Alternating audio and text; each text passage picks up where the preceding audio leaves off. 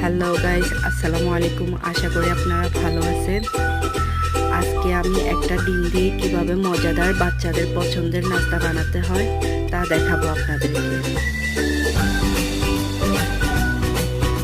এই জন্য আমি পেঁয়াজ নিয়েছি, পেঁয়াজ কুচি করব এবং পালং শাক নিয়েছি, পালং শাক কুচি করে রাখবো।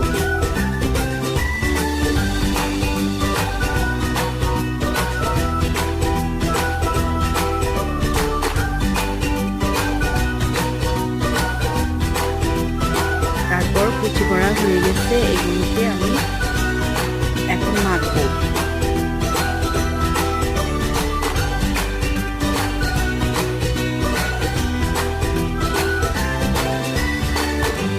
লবণ 1 চামচ, মরিচ 1 চামচ, ধনিয়া জিরা 1 চামচ পরিমাণ মতো, আর ম্যাজিক মশলা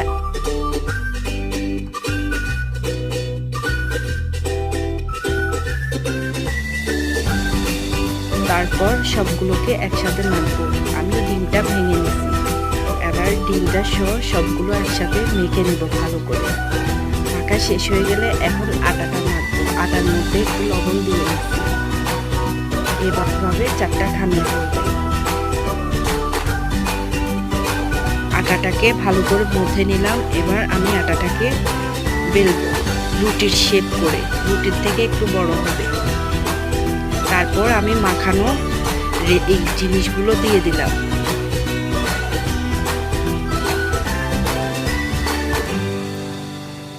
ভালো করে মেলে নেবেন আপনারা। তারপর চারপাশ থেকে ভেঙে ভেঙে ভাঁজ করে দেবেন।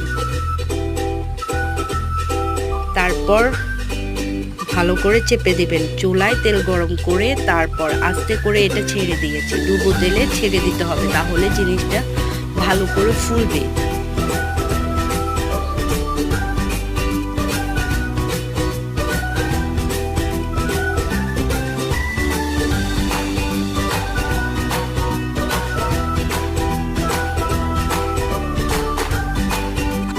আমার ভাজা হয়ে গেছে, এখন আমি এটাকে পিস পিস করে কেটে নেব।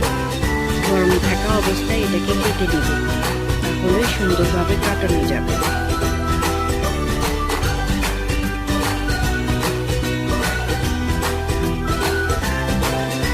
হয়ে গেল আমার মোগলাই রেসিপি, মোগলাই নাস্তা। এটা বাচ্চাদের অনেক মজাদার একটা নাস্তা।